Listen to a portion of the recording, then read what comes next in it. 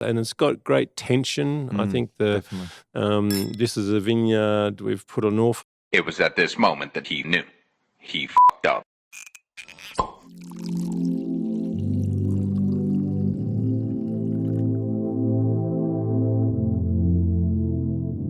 Hello, everyone, and welcome back to Got Somme, a wine podcast, where in season 1 we try to identify the best bottle of $30 wine or under $30 wine in Australia from the 50 or 60 plus bottles that we tried. We think we did a pretty good job. But Carlos, the master sommelier, sitting next to me. How are you? Hey, I'm very good, Angus. How are you? Hi, everyone. Season 2 compared, you're happy days. Days. A little more relieved not having to pick these wines anymore, because now we have the winemaker picking the wines for us. So Carlos gets so excited when we have friends in the studio, and today's no different. We got an email at 10:55 a.m. this morning, so about 20 minutes ago.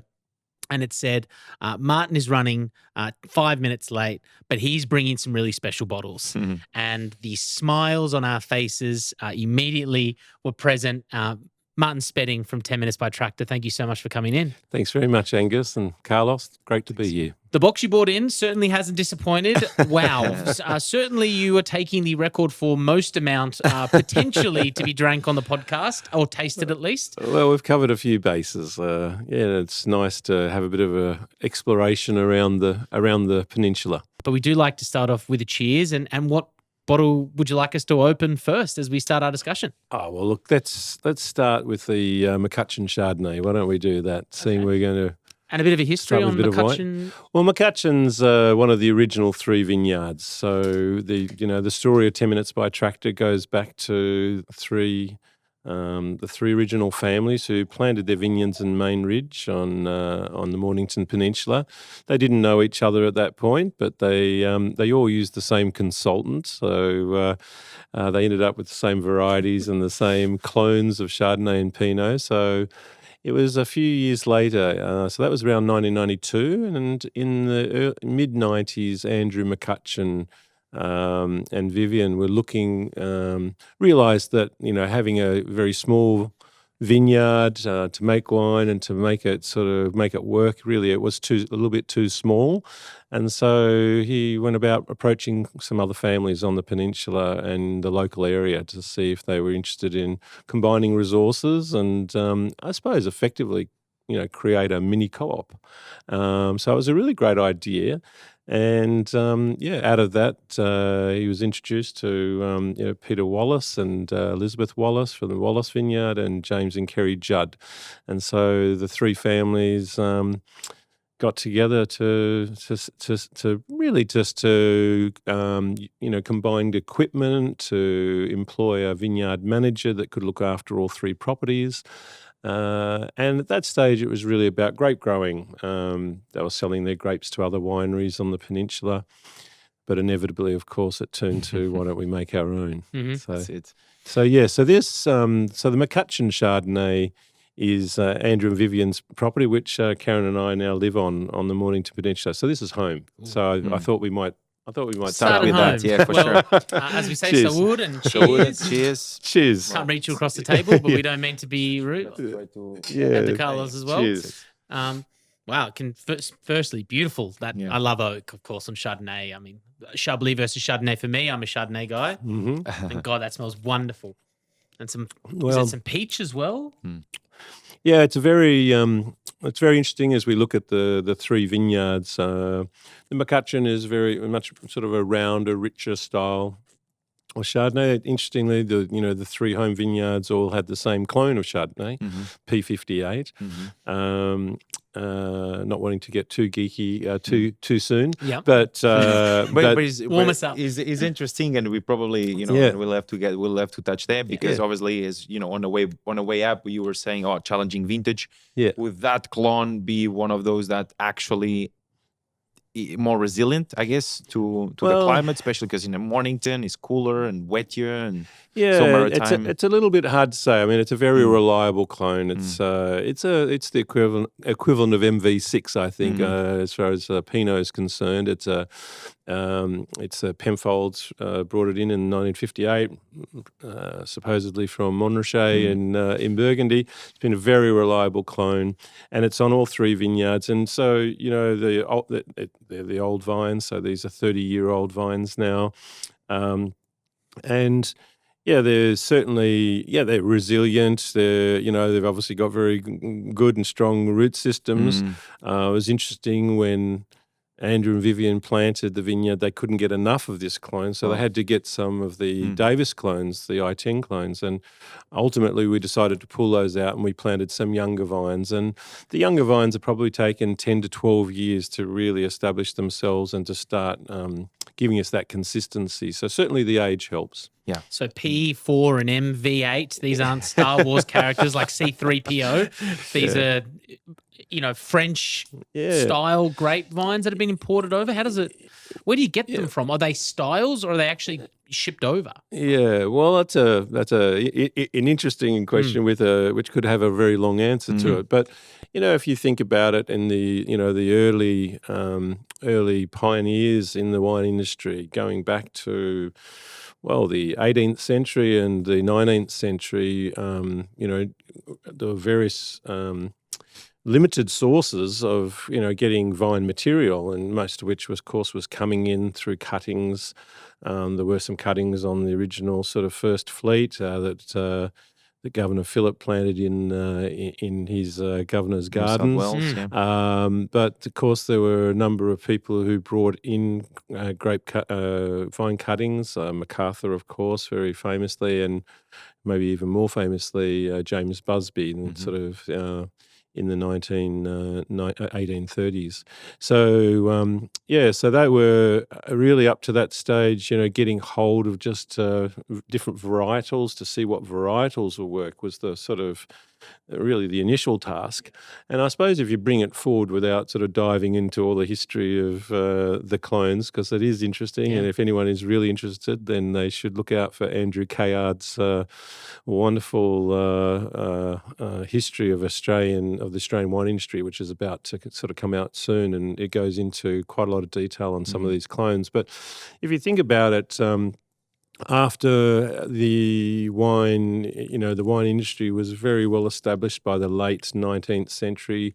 So you see in Victoria, obviously early plantings in the 1830s, and then going all the way through to sort of St Hubert's and some of those bigger wineries, Yarra Yering and etc., that were established in the 19th century, which were doing wonderful things and had won awards and had recognition at international trade shows in England and Europe.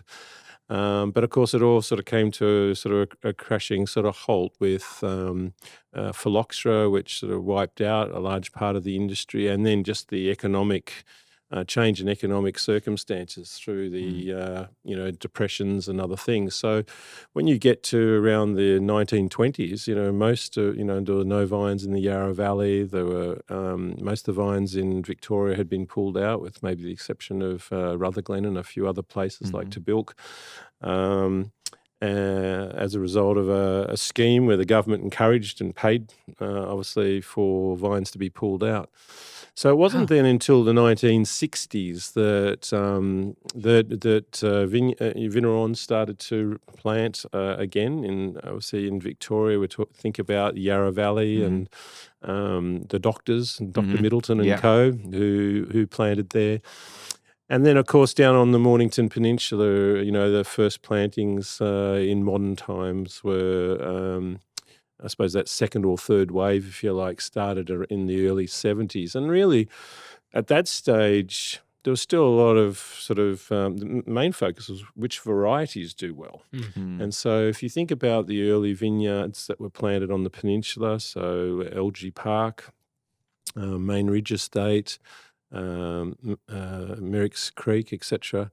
They were planting what they drank. So they planted a bit of Pinot, a bit of Chardonnay, but they weren't very popular varieties back then. Mainly they were planting Cabernet and Merlot, Shiraz, and other things. So if you think about the history of the peninsula and I suppose where we are today, really that first sort of 20 years or even 10 to 15 years was about working out what did well and what didn't. And I think Philip Jones gave you a bit of a good sort of insight into that down at Gippsland, which is, they worked out pretty quickly that Pinot and Chardonnay did very well on the peninsula, and so things like Cabernet and Merlot were progressively pulled out. So when you come through then to the 1990s, let's say, and when our vineyards were being established, it pretty well worked out by then that Pinot and Chardonnay were the things to plant. There was still a little bit of Cabernet around. There's a little bit of some other varieties around. So, really from the 1990s to the early 2000s, all the focus was on clones. So it was no longer about which varieties, but which clone of Pinot does well, which clone of Chardonnay does well. So from more generic to more specific. And not only that, it was about what was available. And the choices, going back to very early times, were obviously very limited. Of course. And they were quite limited in the early 1990s as well. But what we saw in the early 2000s was quite a significant increase in the varieties, the clones that were available. So we have, a whole range now of wonderful Burgundian clones for Chardonnay and Pinot, which we're able to plant in our vineyards. And so, that probably occupied us for another 10, 20 years. And now we've probably progressed to much more focus on, I suppose, sustainability, soil health, vine health, and all the good things that make great Chardonnay and Pinot. We're about to try another Chardonnay, is that correct? Yeah, let's try why don't we put the Judd Chardonnay, the 2021 Judd Chardonnay next to it.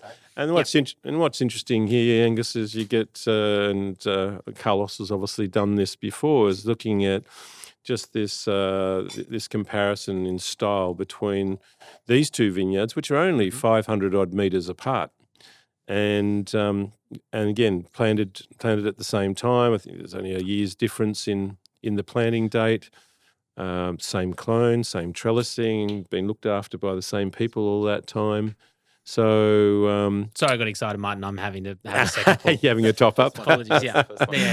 We might need a spittoon there. Yeah, no, we can get a spittoon actually. Initially, I did say, oh no, we don't need spittoon, but then actually, with all these wines, we'll get 3 little mugs if that's all right. Yeah, that's all cool.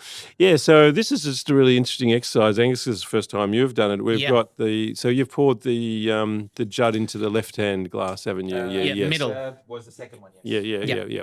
The first one was the McCutchen. Yeah, McCutchen, yeah. So Judd up in Main Ridge as well, only probably 6 minutes by tractor from McCutchen. The best way to on brand. Perfect. I love that. Google Maps should have walking, tractor, that's right. car, train. That's right. Exactly. In that order. Exactly. And why is everything 10 minutes? Conveniently. It only took us 2. No, it didn't. It took you 10. Let's keep the branding. I clearly remember when I arrived in Australia and 9 years ago when I first tried the wines and when I sold the bottle, when I first saw the wines, actually I was still in the UK and I saw 10 minutes by tractor, but I didn't know the wines. I was in London. When I arrived, I tried the wines, I sold the wines, and then I remember Matt Lam, not sure if you know, the back then head sommelier. Yes. And I was like, 10 minutes by tractor, this is a cute name, it's a funny name. He's like, it's because the vineyards are separated by 10 minutes by 10 tractor. minutes by tractor. Yeah, well, it's a good story. There's a bit of contention around the original, who came up with the original name. Cool. But anyway, the story goes that the 3 families, of course, were sitting down together, and they had to set up a company to employ a vineyard manager. So they were sort of discussing what they should call it, and interesting. And someone had observed that they were all the vineyards were 10 minutes by tractor apart. Thank you. But as much as I've told that story a million times, I think the interesting thing about it, and I suppose for me, the sort of the so what and the concept behind it is this whole concept of terroir, about the personality of site shining through. And yet, you have 2 wines here which are made in almost exactly the same way, same age of vines, same clone, as I said, same trellising and all the rest of it, and yet they look like they're worlds apart. You get that McCutchen, as you said, Angus, you got that more stone fruity sort of characters and that sort of white nectarine or nectarine and white peachy sort of characters, whereas with the Judd, you've got that sort of very sort of saline, almost briny type of character that runs through, very mineral sort of almost a little more chablis. Yeah, it's got that more, and it's got great tension. I think this is a vineyard. We've put an awful lot of effort into the Judd Chardonnay block over the last few years.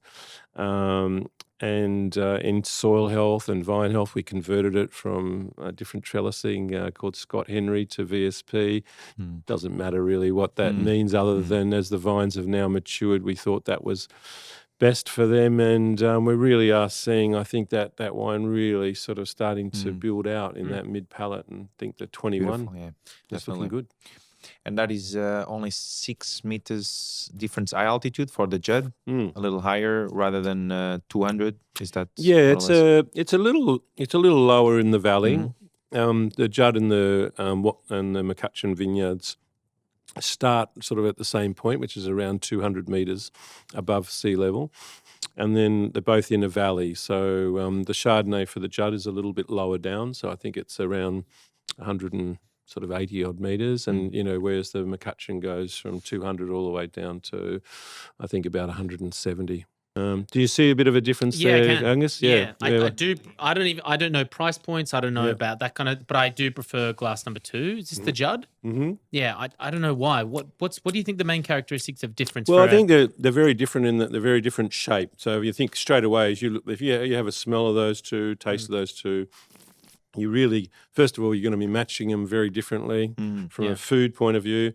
We start with the Judd. The Judd tends to be a little bit more austere, a little bit more sort of, as I said, mineral driven, a little bit more energetic and briny, sort of almost that sort of oyster shell sort of a character that you get on the palate, which I really love. It's a very textural style of wine. I love that description, oyster shell. That's cool. Yeah. And whereas the McCutchen is definitely more rounder in the mid palate, more layered, and sort of like a richer sort of style.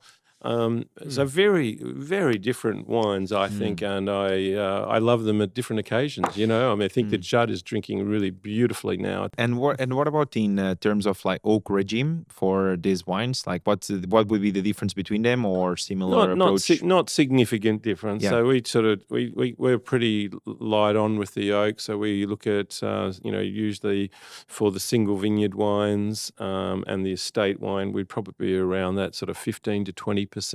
Sometimes might be just a little bit above that, but compared to, let's say, 10, 15 years ago, we might be at 30%. Yeah. And we're also using a lot more puncheons, so sort of bigger format, larger format sort of barrels, and we've got there's a bit of Stockinger in here as well, which again, Angus, without wanting to get no idea what you're talking about, too geeky, really at the end of the day is the summation of thousands of decisions.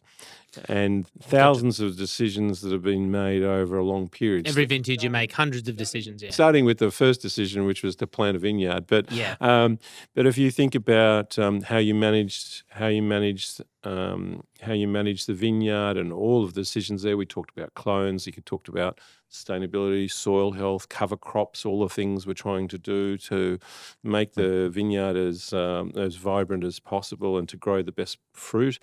And then, of course, in the winery, the thousands of decisions we have on receiving the fruit and what we're going to do. And, of course, an important factor in that is choice of your barrels. And with new oak, what oak you use, what, Tonelli's or Coopers you use, what toasting regimes. Did you Google, after listening to Philip Jones's, did you Google that, or did you know about that expensive bottle of oak he was using? Yes, I did know. Yeah, I mean, I'm like, why would you have to Google? Of course you know, but did it just surprise you? Did you know he was using that? Yeah, Oh, right. yeah. No, we used the same. We used the same oak. Oh, yeah, there you So go. Francois Ferrer and a little bit of Stockinger. Yeah, Beautiful. It's a great. It's a great. It's a big Tonnelier based in Burgundy, but there's a number of good Tonneliers out there, and I think what we're looking for again, without you can get lost in.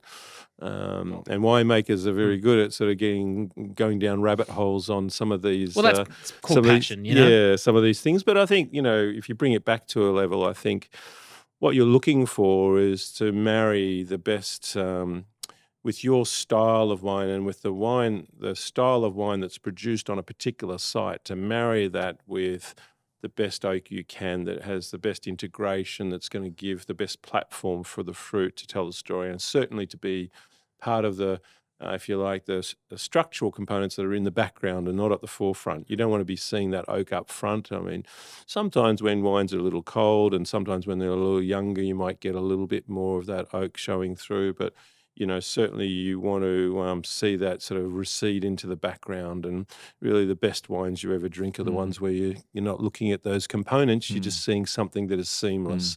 And getting, unfortunately, and probably not surprisingly, the best oak and with the finest grain and all the rest of it, with the best toasting, happens to be the most expensive oak. And Can I ask a weird side-by-side analogy, which is if watch owners can be like that as well. You start off with a Seiko and all of a sudden you then want a Rolex and all of a sudden you want an Audemars Piguet and it just builds like that. Is it the same with winemaking with oak? It's like, or tractors or equipment. You start off with this and then you see the thing that might help 3% and you're like, well, that 3% is massive for a wine, and all of a sudden you become a collector of bigger and better things as you grow. There's two elements to what you've just said. I mean, I think the first one is that if you're making decisions based on the brand, if you like, and Domaine Romani Conti uses this, so I'll use this, then I think that's pretty. That's not going to get you a long way. I don't think. I think you'll be very disappointed. Really, the idea has to always be what works best for me, because what works best for Michael in Macedon or with Philip in Gippsland won't necessarily be the best thing for me. And so, it goes the same with clones. It goes the same with all sorts of things. Things that work well in terms of weed control in one area don't work well in others, which is why we've had to find our own setups and own equipment things. And I know it's a sort of, I'm getting back to your question, Angus. I think you can't be driven by the brand. So in a way, yes, okay, this Francois Ferrer has a great reputation, and yes, it is used by some of the best Burgundy houses, and so you of course would look at it. But we probably all went through a stage maybe after the clones where we were looking at all the different sort of oak options, and we have to find what works best for each one. A bit of that a lot of experimentation, if you like, and trial and error in the vineyard, in the winery, to look at what really is the best there. But then there is there is then a separate thing which I think you've also raised, which is how do you get that last 2-3% benefit, and what lengths are you prepared to go to get it, and at what costs? Now, in our case, I suppose we've probably been very driven by that 2 to 3%, because I think as long as you get those obvious things right, it really come down to this maybe small group of things in the vineyard, in the winery, which really make the difference. And and we're talking about the 2023 vintage. I think it's a perfect example of where those things will make a big difference in a year like this. In other years, maybe you make a pretty good wine without, maybe doing so well with that 2-3%. But in a year like this, it really does. So, so things like having a sorting table, like how that's an expensive investment to make. But again, in a year like this, that's been absolutely critical, because we had a long flowering went out over a long period of time. We had a lot of a large sort of range and ripeness in the vineyard because the flowering was interrupted. And we had through all that bad weather. So, what was normally a small window has become quite a large window. So, that fruit coming into the winery had to be really careful to make sure that we were anything that was unripe, anything that was a sort of secondary bunch, or anything that could detract from the fruit really had to be sorted out. A couple of questions before we wrap up episode 1 and we get onto Pinots for episode 2. Yeah. What is your favourite Chardonnay that 10 Minutes by Tractor has, and vintage? I mean, if you had to kind of stamp it as a great year or great winemaking, what's it for you, Martin? They're all so different, each of the vineyards, and it really comes down, I think, to, first of all, the vintage. And for me, those classic vintages are the vintages where you get that beautiful balance of between all of the elements. You don't have the oak and you don't have the acid, or and all these different components, if you like, competing. But you just see this beautiful, harmonious sort of wine, which is just singing. And you see that in just naturally in classic years where the voice of the vineyard is really crystal clear. And so on the peninsula, we had, I think 2010 was a great vintage. 2012 was a good vintage for us. 2015, I think, is probably one of the best vintages we've ever had on the peninsula. 2017, 2021. They would be sort of what I would call classic vintages. That doesn't mean that they're not wines that weren't great made in those other vintages, but they're the vintages where I think you can really almost pick up any bottle and you can just see the vintage and the vineyard really just speaking clearly to you. And so it's going to be from one of those vintages. Okay. And so I'd say the Wallace 15 was certainly a highlight. In 19, a wine which we might have a little sneak peek preview of in a minute, which was a little project wine. And then in 21, we made the first of a new wine which is going to sit above our single vineyard wines, which comes from our high density and medium density vineyards. And that's a new wine called the Trehair, and I think that's the best Chardonnay we've ever made. Cool. Great little hook there. Nice. Got us on the line. Looking forward to releasing that later this year. In full transparency for the, we just had a little bit of a tech problem, and in that moment of a couple of minutes, Martin said, "Hey, should we try the SV3?" Yeah. Now, you've poured that glass in front of us. Yeah. Before we wrap up the episode, let's quickly talk about this hasn't been released yet. You just said this only family you've tried it? Yeah, let me tell you a little bit about it. I thought it'd be interesting to bring it along for you and Carlos to have a look at. Thank you very much for that. This is interesting from a number of different perspectives. One, I suppose, some of the things that sometimes happen when you're just sitting in the winery during vintage, and conversations lead to ideas, and in this case, what is effectively a project. I'll call it a project wine, and really the idea behind it was, well, we were thinking about, Imogen and I have chatting around the high density vineyards and this new wine that we were looking to sort of we were working towards, called the Trehair. And the vineyard was still quite young, so we couldn't obviously do anything with that fruit at that time. But we said, well, what if we looked at, we've got the barrels now set aside for the single vineyard wines that we're going to make in 2021 for the Judd and McCutchen and the Wallace vineyard. So while we've got all those barrels out, what about if we were to go and see if we could just make something from those barrels, a blend from those barrels to do something special. Sorry, I said 2021. Sorry, It's from 19. I beg your pardon.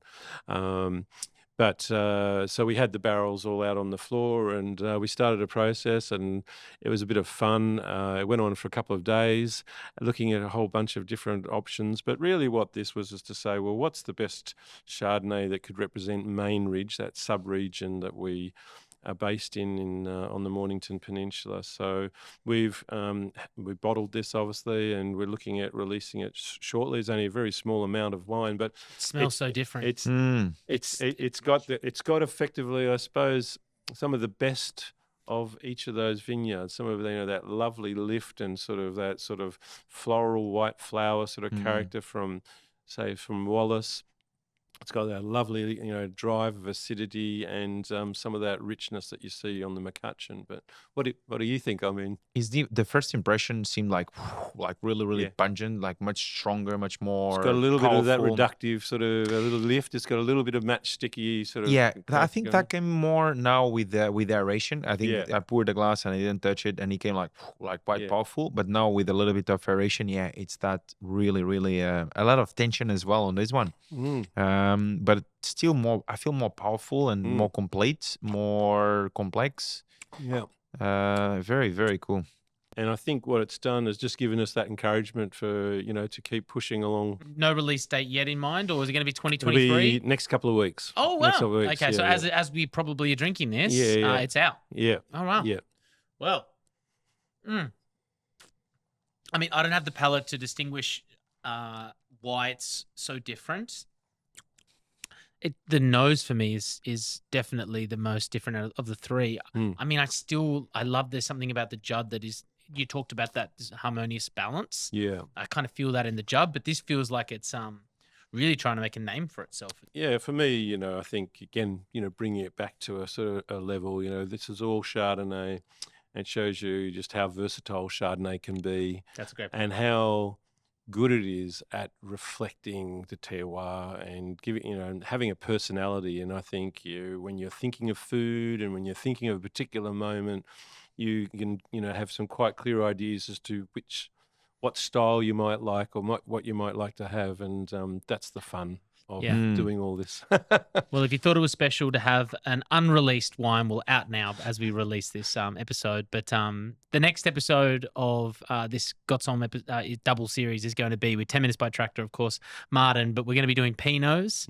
And I'd also would love to find out, we haven't even gotten to the back story of how you ended. How did you end up in front of a vineyard and with a sold sticker on the front of it? Well, So do you want that now or next episode? next episode, we'll bring people there. I think so. All right. Until then, thank you Yes. so much. The SV3, everyone, you. get around it. Cheers. 2019. Salud. Cheers.